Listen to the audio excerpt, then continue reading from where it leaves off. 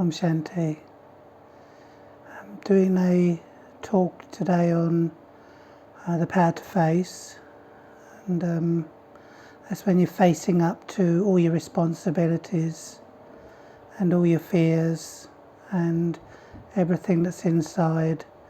You're facing that up, facing all that's inside of you, anything that's negative without being negative towards it. So you're basically facing with a very healthy attitude that you're willing to transform what you want to transform, and it's not a major burden to you because it's just something that's been collected and something that needs to be eradicated or thrown out.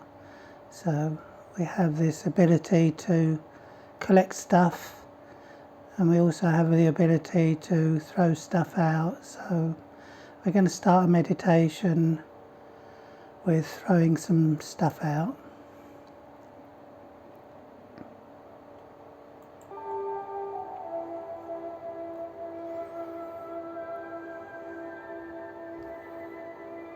So just sitting quietly with my own thoughts, becoming aware that the one that's creating the thoughts, the self, is the one that's separate to the thoughts that I'm creating. One is the creator, the other the creation. So I'm using my thoughts, the energy of my thoughts, in a worthwhile way to let go of the way I think of myself, the way I believe myself to be, so that I'm starting with a clean sheet for me to rewrite my destiny, my fortune, from this point of eternity. It is the end of the past and the beginning of power. A powerful thought that past is past, and letting go simultaneously of my past obscure belief systems that didn't allow the highest thought of the highest self to be generated. So thinking of the self in a powerful way, in a positive, strong and unique way, enables the past to slowly but surely melt away. I am is more powerful than I was. What I was is under the illusion of the negative image that I held of myself that satisfied others but would never satisfy myself, and only my highest self, my vision of my highest self, my attitude of my highest self will support my highest nature of goodness.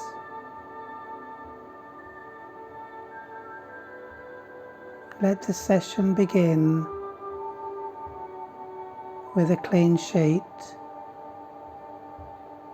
so that we can talk about anything of negativity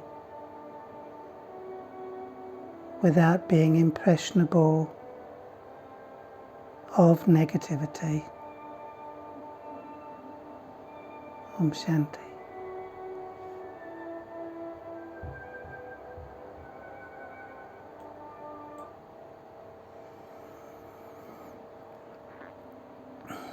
Om Shanti.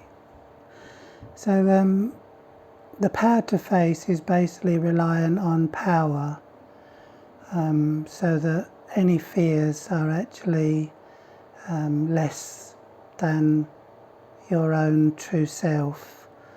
So you're seeing something that you need to accomplish as fairly easy to accomplish, but you've never actually put your mind to it. So any fears, any not facing responsibilities, any problems with facing the inevitable death of the physical body, we need ourselves to shift completely over to adopt a fearless state of being, a more responsible state of being, so that you're not actually justifying or giving yourself an allowance to be weak in any way.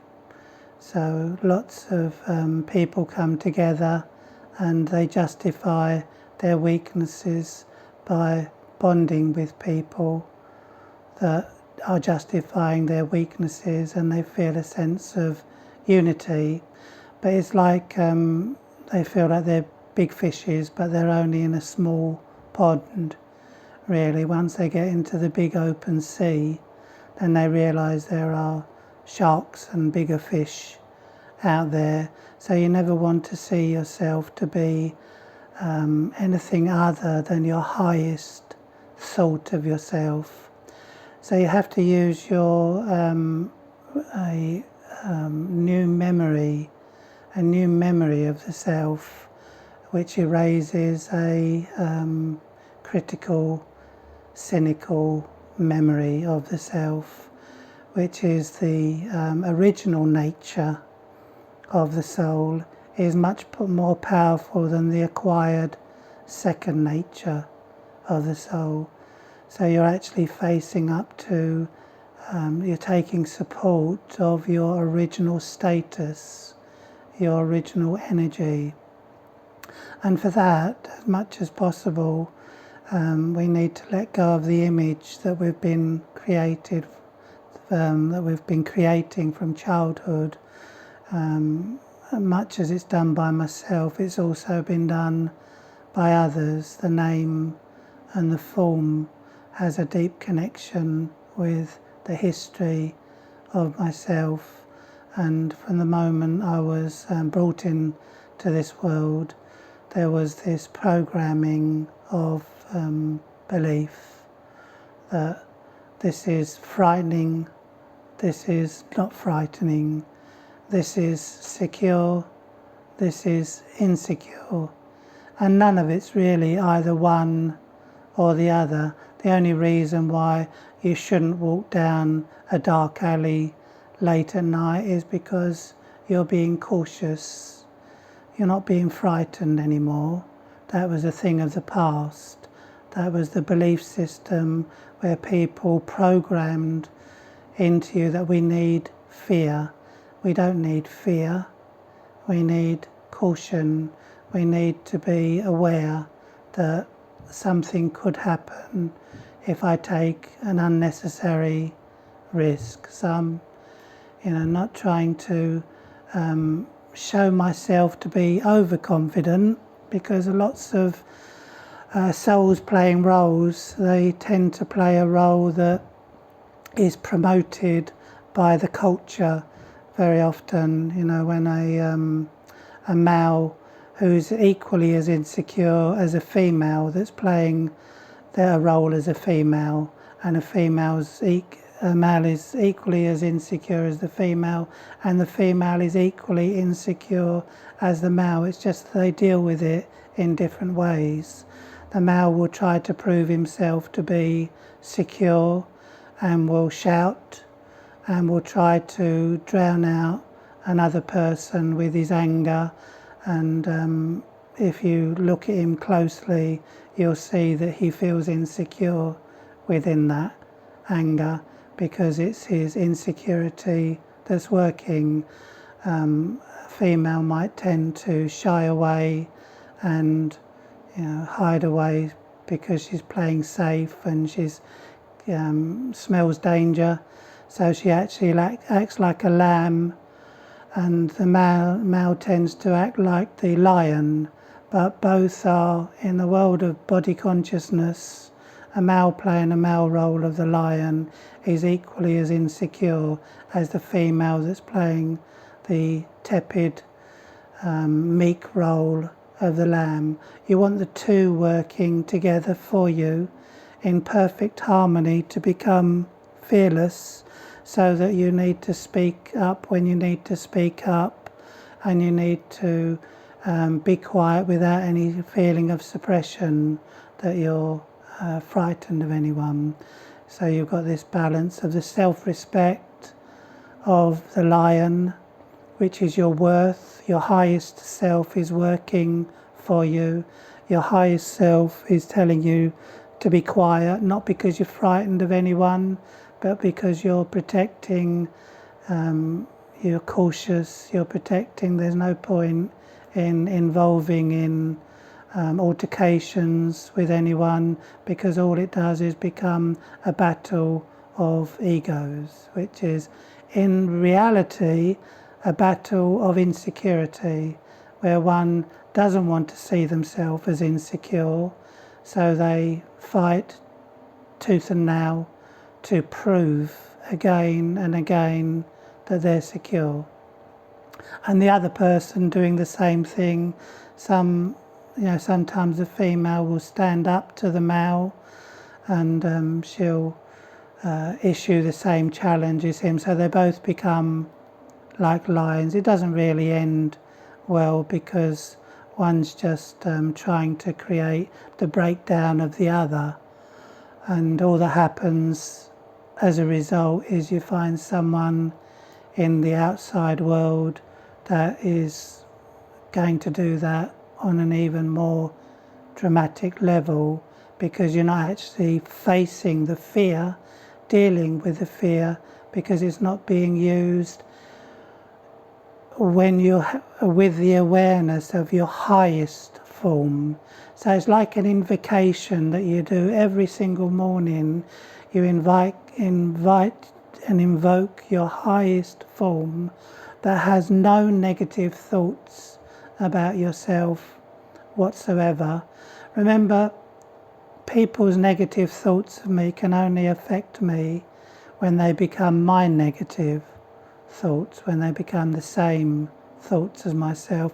When I think that this person thinks this of me, even if my opinion's not like that, I have to not think those thoughts, because they're not thoughts of that the highest self should have about a situation, if that makes sense.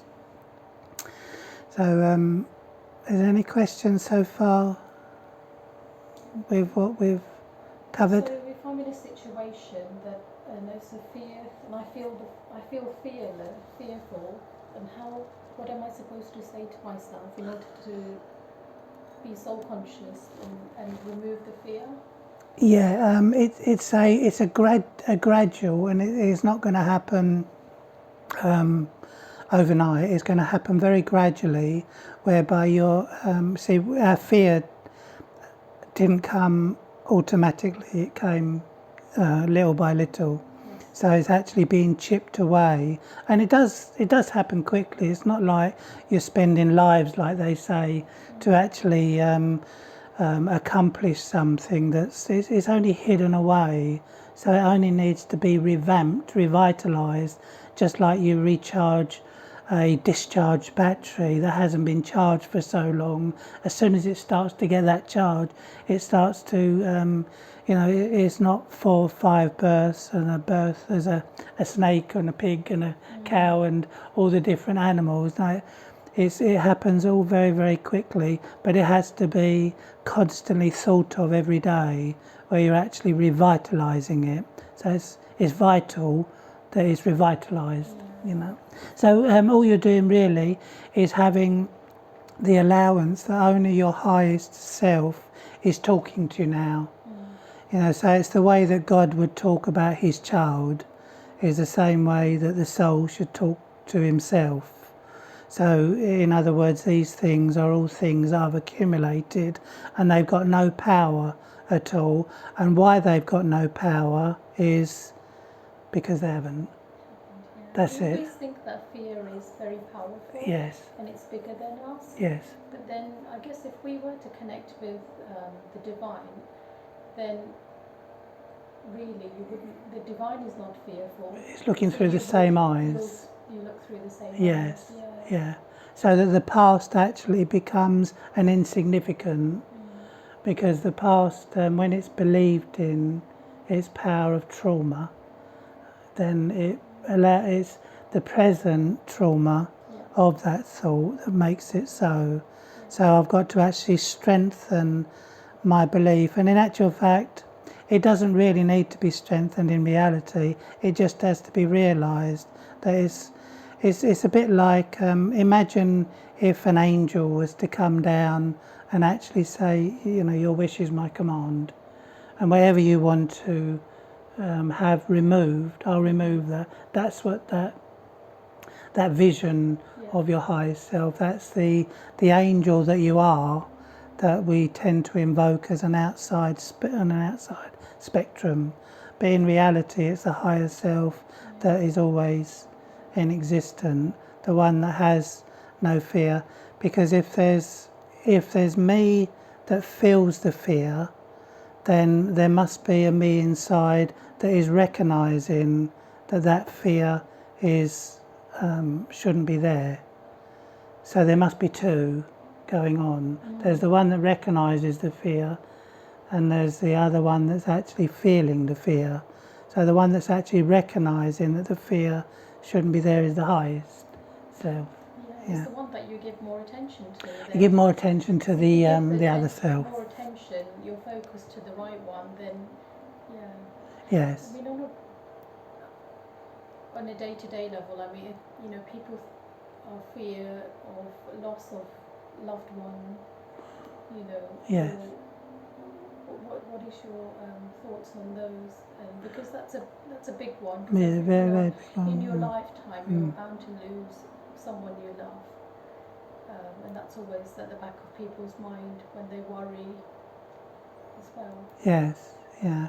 So I mean, when people have lost, so imagine how many births you've played. Like imagine 50, 60, 70 births that you've played, and you've actually lost people in your past, but there's actually you're still here, and you're still now. You would have thought you were a complete nervous wreck by now. Think of all the financials, the situations that have come and gone, and they weren't all healthy and wealthy. They were loss. Think of all the fear of loss when you've been told that if you don't qualify for this, if you don't pass this, then imagine all that fear that's going in from births, throughout many births, and not just the actual things that we've lost, but the fear of like the death of 1,000 cuts. A man dies on the gallows 100 times before he dies, or a man on death row is dying every day, isn't he? Because that thought is always there. I wonder if it will be today, and he's going through that, possibly to begin with, because when he's first on death row, he's probably actually aware of that, and it's going to happen tomorrow or the day after. Maybe they're even cruel enough not to say anything when that is 2 years down the line. Let him believe all the harm that he's done to people. Let him believe that it's going to happen tomorrow. And after a week or two, you start to think to yourself, well, it hasn't happened, but there's still the could be, might be, which is all the fears, isn't it?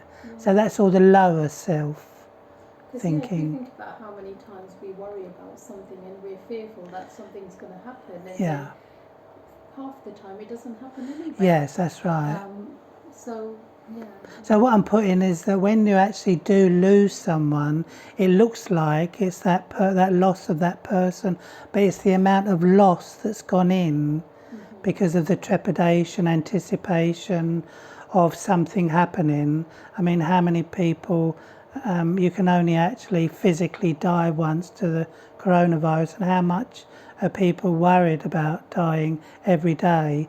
And even when someone comes close, there's a certain death that takes place, isn't there?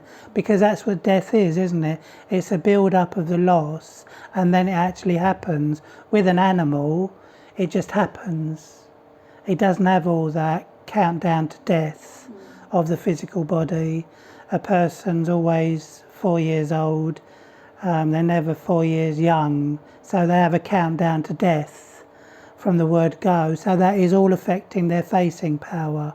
Their fearlessness is being eked away by this lower self thinking, which is, I would never celebrate a birthday because it's celebration.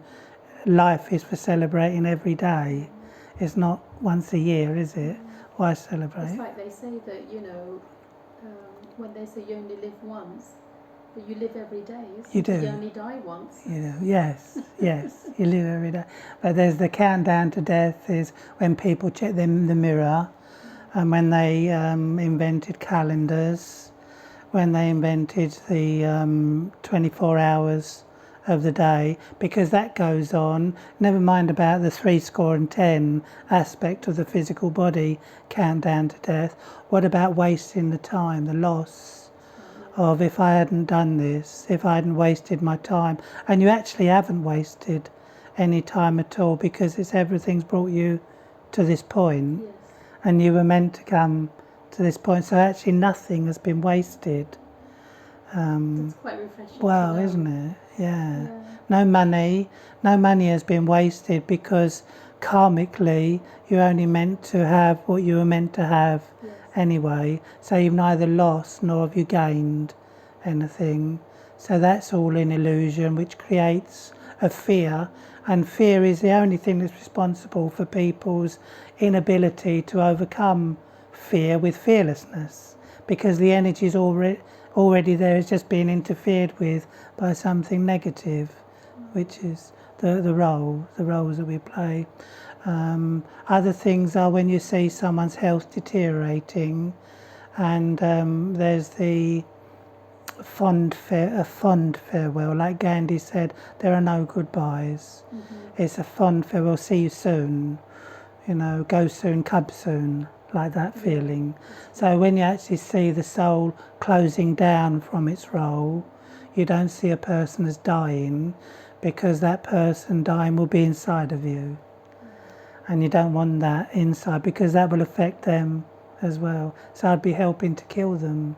Wow. Really, wouldn't I? Yeah. Because they might not have the energy to actually feel refreshed. And that's why people who are in the know tend to take people away from other people that are attached to them if they're not well. And they'll heal better being away from those people, because their fear is made. I think the coronavirus is good for people like my elderly mother, because it's kept worriers and fearful people and people that compare with how she was. And that's nothing personal in any way, shape or form. That's just the way life is.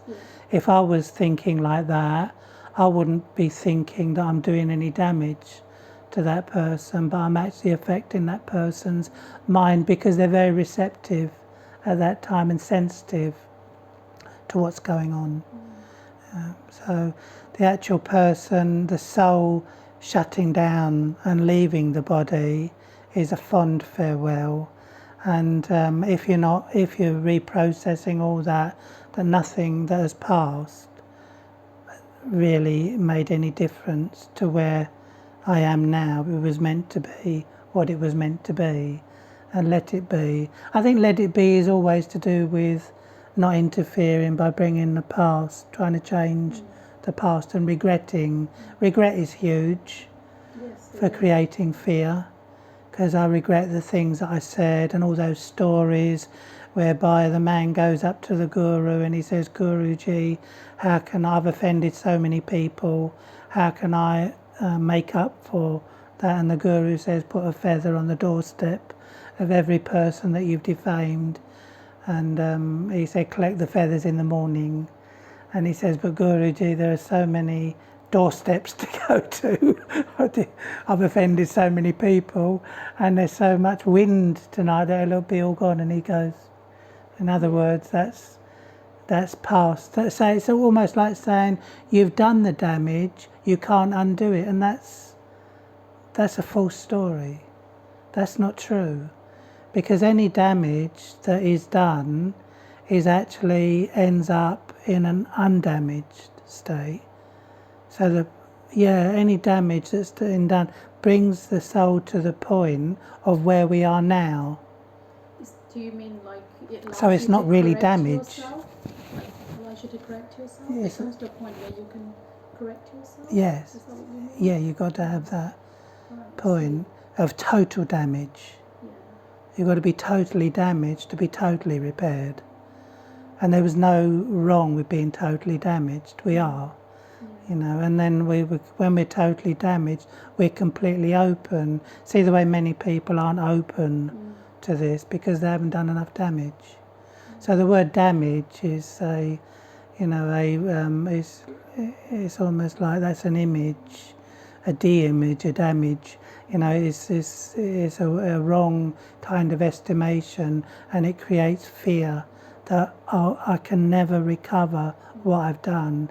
I can never make up for what I've done. And everyone's karmic account, you're only, if you've done anything so-called wrong to others, or anyone's done anything wrong to you, they were only instruments in bringing your karma back to you.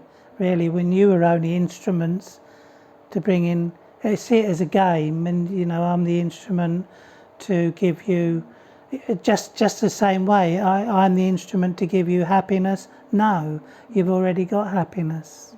But I'm the instrument to make you unhappy. No, because you've already got unhappiness, and so have I, because we processed it all wrongly. So we made sorrow a part of being sorrow. So it's the sorrow of the sorrow. So we're not just, an animal just has one sorrow. That moment when something happens and they're filled with sorrow, but we have the sorrow of the sorrow, and the sorrow, and the guilt. So we have the fear of being unsuccessful. Yes. Because I wanted to do something that way, or I wanted to reach that point, and I Yes. haven't. Yeah. As well. Yeah. So The actual company, we take the company of God so that we actually feel stronger and more powerful. So you've got the almighty authority that you're in company of. But in reality, it's triggering the highest self. So it's a bit like that boy that's being bullied at school, and he gets the best fighter in the school. He befriends him. So that he's well protected. You are that best fighter in the school. So there's both sides of our consciousness, where I'm the weakest up to now, but I'm now going to become the strongest by taking support. And there's no shame in that, taking support, because then I can still, I've got an allowance to make mistakes, but I'm not allowing myself to make mistakes. So I'm making mistakes. As I say, a wise man does make mistakes, but he never makes the same mistake twice, because making mistakes is part of learning, isn't it? So I don't mind. I'm fear of making a mistake, but it won't be the same mistake you see me make, because I'm just taking support. Nothing wrong with taking support, not to feel weak. We thought it was a certain level of shame. I'm sorry, I'm always asking you for help.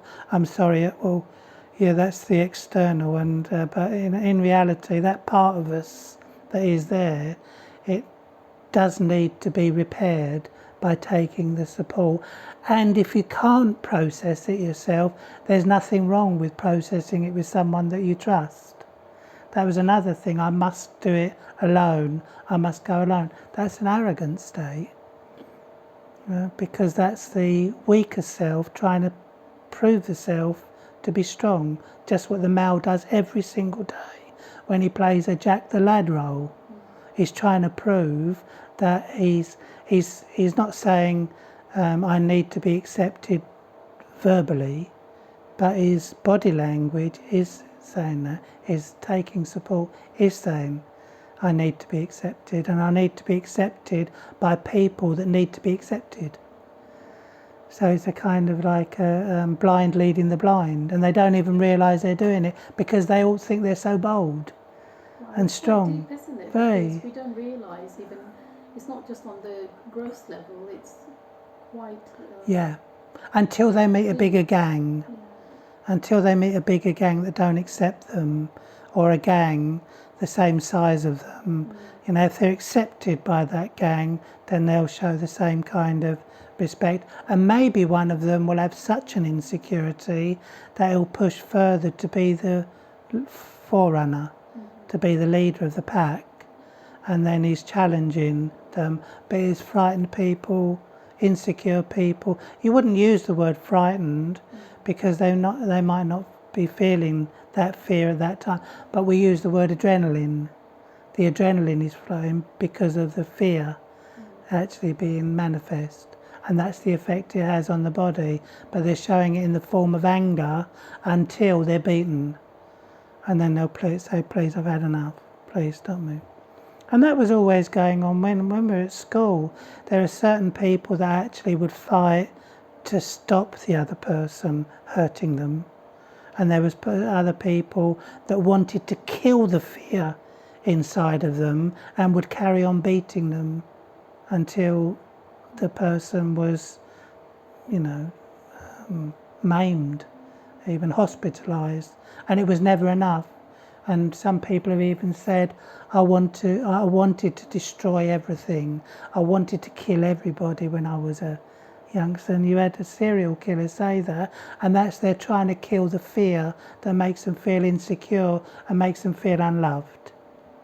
So if you have fear, you're more likely to do negative actions than if you didn't have the fear. Yeah, you'll react. Yeah. And that makes me feel uncomfortable.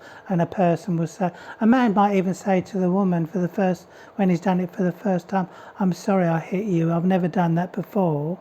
But he's losing control of it, and he's using that to try to get control of it, and now he's sorry to you.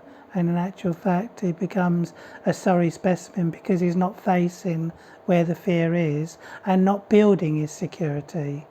So once he's building his security, then the insecurity falls away. But while he keeps looking at his insecurity, or he fends off all borders from people looking at his insecurity, like that, no, you mustn't show, I tried to drown you out, tried to stop you. I'm not listening to you, and I shut you out because I'm in fear of you saying something I need to know. So it's all stopping the soul having the power to face, and it makes the flame feel like it's going out, or in danger of going out, and people have that fear of that their flame is going to be put out with death, and that's like a flame that's being extinguished, really. And it is a light, but it's not been re-energized. So we could say that the light is weaker than it was. It will never go out because it's an eternal flame. So it's not just that someone will leave the body and I won't feel the insecurity of not having them around. The word death is oblivion.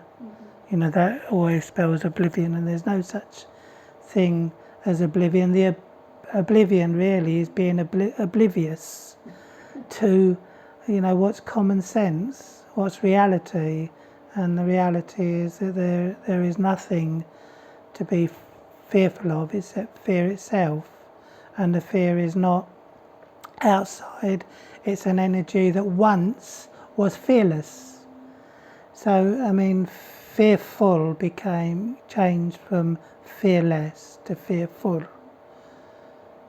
Yeah. And fearful becomes fearless again. So you're not actually trying to overcome fear completely, you're trying to lessen a little bit more as you go, so that when we are actually fearless, we won't even use the word, because the word holds no fear. So the word could be taken out of the English dictionary because it's not used anymore. But until then, we'll say to people, you've got to be fearless in this, and you mustn't be frightened, fearful of this, because the soul uses that energy to be more afraid or less afraid. It's either going one way or the other. Our true nature isn't fearful anyway. No. When you go back to your true nature, you find that there's no fear. Yes, that's right. Is that right? Yeah, it's like the soul would come into the world of matter as a user of matter, and it would meet and greet everyone as a friend, and there wouldn't be anything that the soul needs from anyone, because that would be a insecure state. So I'm actually not coming into a relationship with you because I'm in need.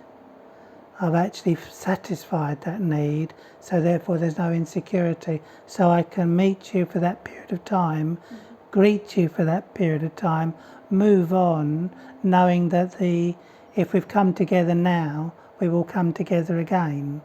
What's to stop me if I'm here? We always forget that, don't Yeah, we? We never think we're going to meet again. No, and we never think we're re-meeting. Yes. Yes. You know, not normally. But sometimes people say, I feel like I know you already. I feel like I've known you before.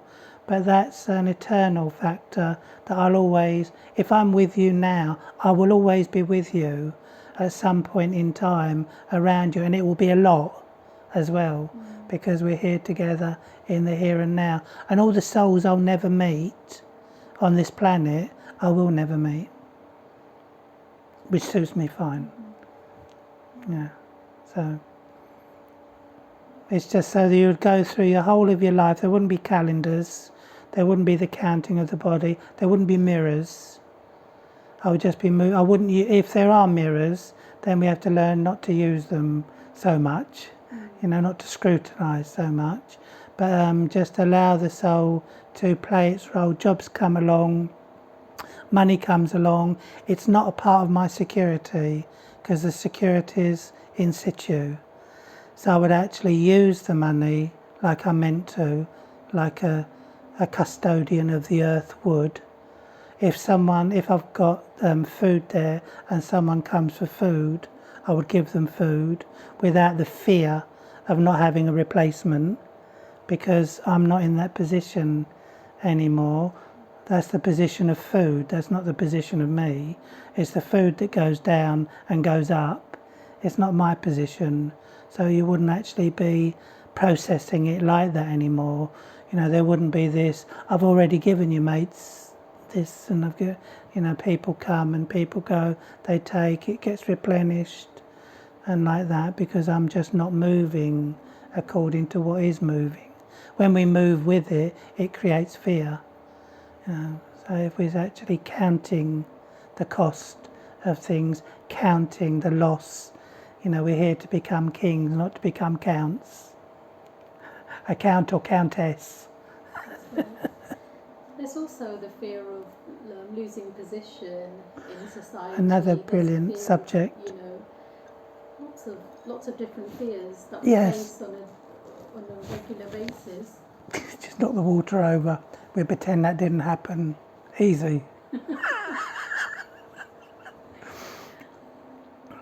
Yes, the position of power, position that I can actually feel good about myself. And maybe once I get that position, then I realise there's something else in me that I want to control more, in fear of being over outspoken, someone else controlling that position, trying to take over my duties, and me feeling worthless, because all that security is making me value my worth, and it's creating fear. And yet it feels like it's making me fearless.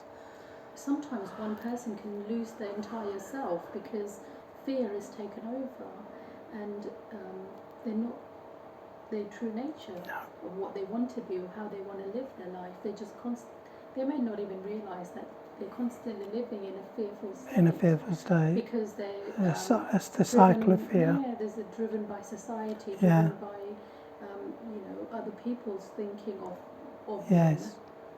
If it always created fear, then we'd probably get a recognition.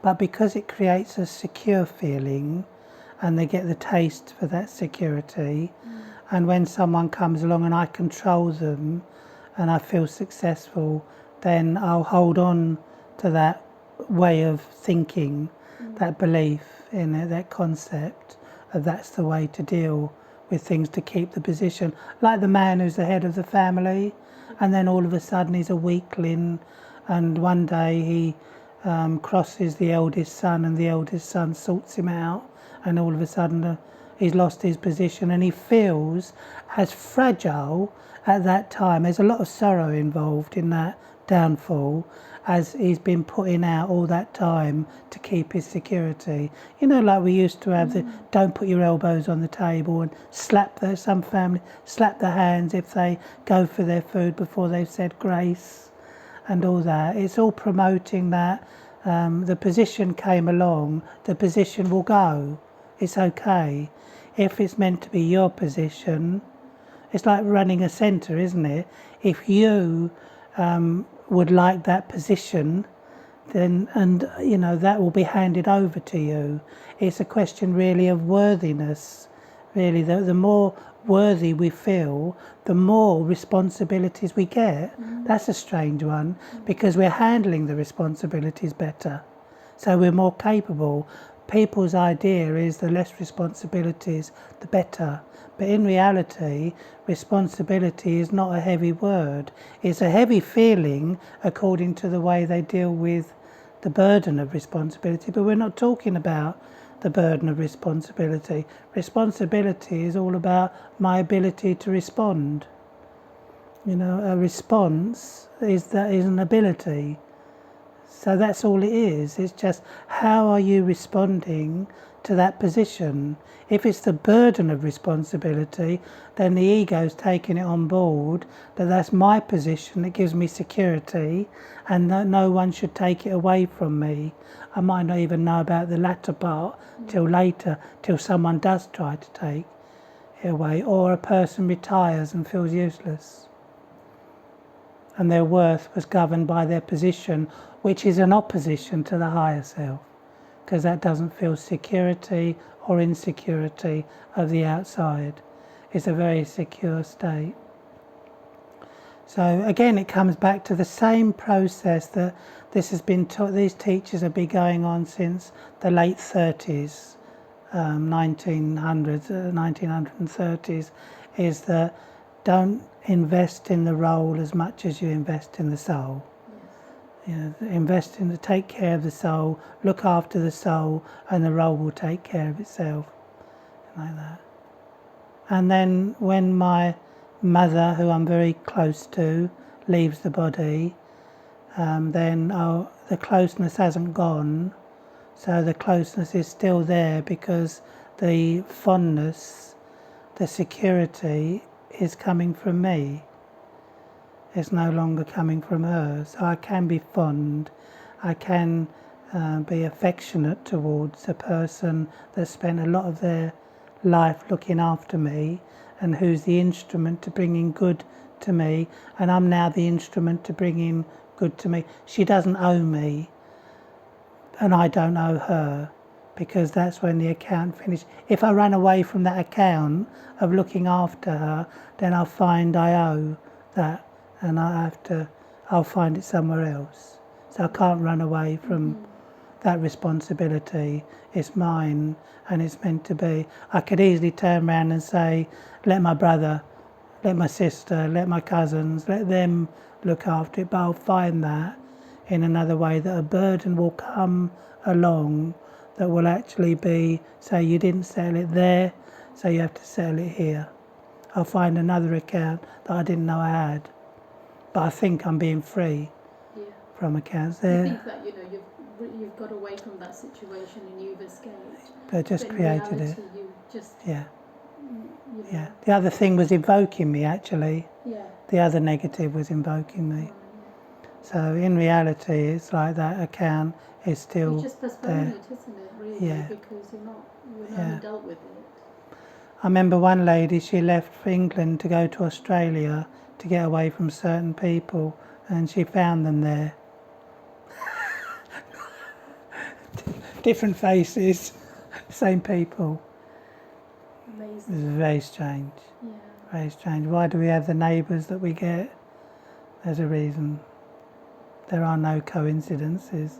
There's a reason for everything. So I think we have to broach this subject again and again and again, because without realising it myself, it's very much connected to fearful and fearless, secure and insecure, and how, although everyone is fighting to become more secure again, they're actually fighting something that is making them feel more insecure. So if they get it back again, it's only going to give them security for a short period of time and then prove to be. So do they really need it back? And you reduce your energy, isn't it, if you... Yeah, it's disempowering. It's disempowering. Yeah, It's only for a short period of time. Yes. Thank you, it's been lovely. Shall we do a meditation? A little meditation to finish with. Thank you so much.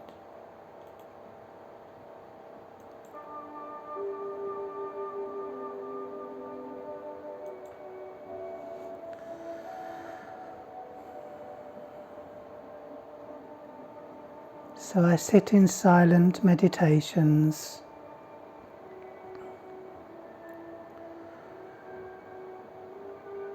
and all my energy is still there, but it's in the role of my physical identity, and I take it back little by little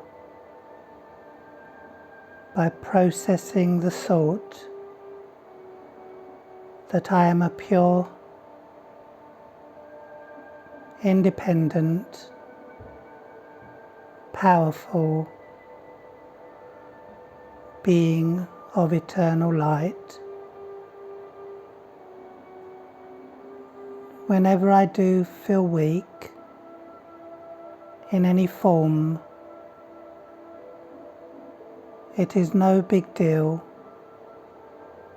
because I have God, the Almighty Authority, the ocean of love, the oasis of love, the one that has the power to uplift the world, is now my friend, my companion, and the one that is with me.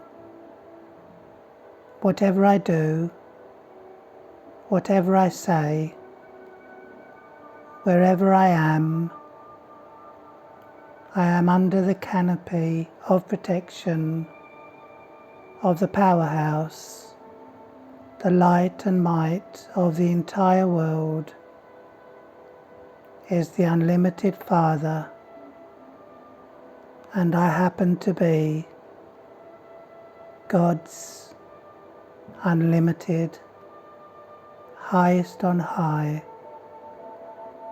child. Om Shanti.